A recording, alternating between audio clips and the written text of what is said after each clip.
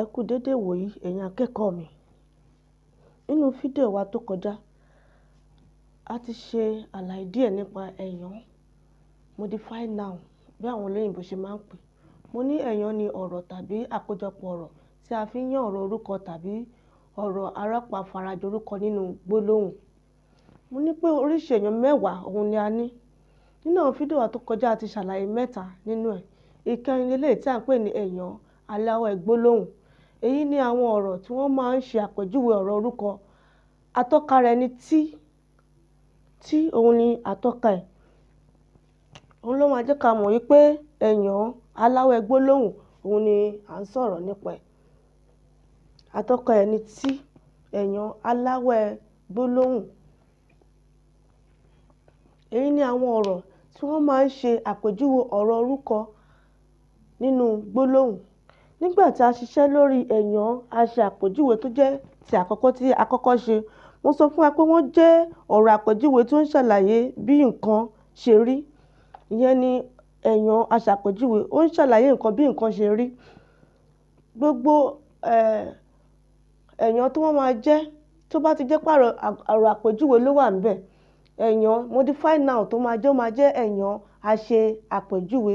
Ṣùgbọ́n lónìí ẹ̀yán aláwẹ̀ gbólóhùn òun náà máa ń ṣe àpèjúwe ọ̀rọ̀ orúkọ nínú gbólóhùn.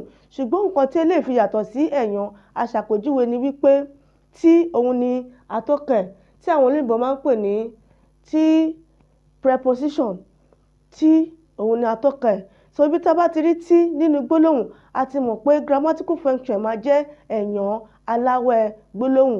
Ìyẹn ni ìlò tí nínú gbólóhùn. A fún alápẹẹrẹ méjì níbí. Ọmọ tí à ń sọ̀rọ̀ rẹ̀ ti dé. Ọmọ tí à ń sọ̀rọ̀ rẹ̀ ti dé. A rí i pé nínú gbólóhùn yìí tí méjì ló wà níbẹ̀ ṣùgbọ́n ti àkọ́kọ́ ló máa jẹ́ ẹ̀yán aláwẹ̀ gbólóhùn. Ẹ̀yán aláwẹ̀ gbólóhùn. Mo sọ fún wa pé tí a bá ṣiṣẹ́ lórí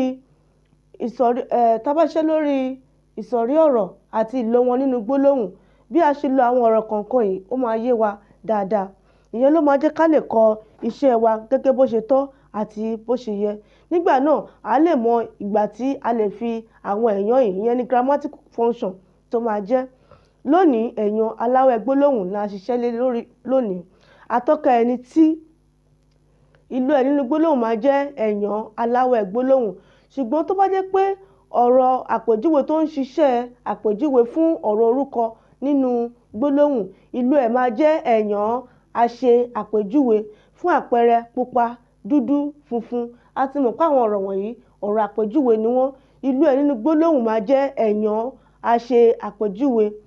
Grammatical function máa jẹ́ ẹ̀yán aṣe àpèjúwe. Ṣùgbọ́n ẹ̀yán aláwẹ̀ gbólóhùn, èyí ni àwọn ọ̀rọ̀ tí wọ́n máa ń ṣe àpèjúwe ọ̀rọ̀ orúkọ. Ṣùgbọ́n atọ́ka eléyìí ni tí. Òun la máa fi mọ̀ pé ẹ̀yán aláwẹ̀ gbólóhùn òun ni à ń sọ̀rọ̀ rẹ̀. Ajá tí ó bí ọmọ méjì ti kú. Ìyẹn náà ní tí méjì, ó lè ní tí mẹ́ta, ó lè ní tí mẹ́rin nínú gbólóhùn. Ṣùgbọ́n àkọ́kọ́ níbẹ̀ máa jẹ́ tí yẹn la fẹ́ ṣiṣẹ́ lé lórí. Tí a ti mọ̀ pé tí yẹn ó jẹ́ ọ̀rọ̀ atọ́kùn. Ṣùgbọ́n ìlò ẹ̀ nínú gbólóhùn grammatical function máa jẹ́ ẹ̀yán aláwẹ̀ gbólóhùn.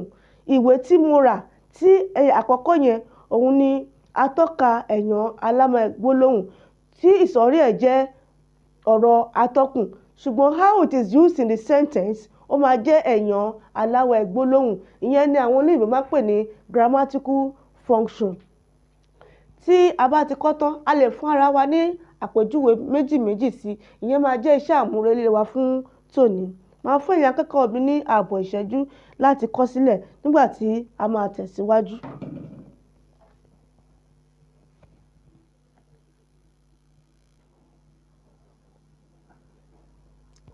Ìkarùn-ún òun ló kù tá a fẹ́ ṣiṣẹ́ lé lórí lónìí. Òun ni ẹ̀yán alátẹnumọ́. Ẹ̀yán alátẹnumọ́. Ní òun ni atọ́ka ẹ̀yán alátẹnumọ́. Ní ni atọ́ka ẹ̀yán alátẹnumọ́. Bí atọ́ka ẹ̀yán alátẹnumọ́ ní òun la fi ń ṣe àtẹnumọ́ ọ̀rọ̀ nínú gbólóhùn. Ìyẹn nínú ẹ̀yán aláwẹ̀ gbólóhùn. A kò ní gbàgbé pé à ń ṣiṣẹ́ lórí ẹ̀yán ọ̀rọ̀. Mo sọ fún wa pé oríṣi ẹ̀yán mẹ́wàá ló wà. Ìkarùn-ún ni eléyìí tí àwọn olóyìnbó máa ń pè ní modified noun or qualified noun in the sentence, and this will make us to construct our sentence properly. Ní òun ni atọ́ka èèyàn alátẹnumọ́.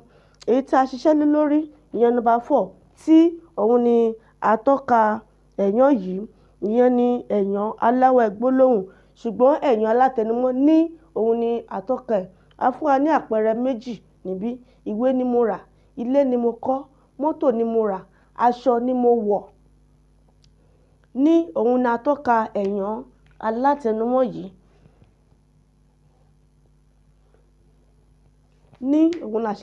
Níbí ó jẹ́ ọ̀rọ̀ atọ́kùn tí àwọn olóyìnbó máa ń pè ní preposition. Ìlò ẹ̀ nínú gbólóhùn máa jẹ́ èèyàn alátẹnumọ́. Èèyàn alátẹnumọ́. Ọ̀rọ̀ atọ́kùn ni àwọn olóyìnbó máa ń pè, tí àwọn olóyìnbó máa ń pè ní preposition, ṣùgbọ́n ìlò ẹ̀ nínú gbólóhùn máa jẹ́ èèyàn alátẹnumọ́. Èèyàn alátẹnumọ́.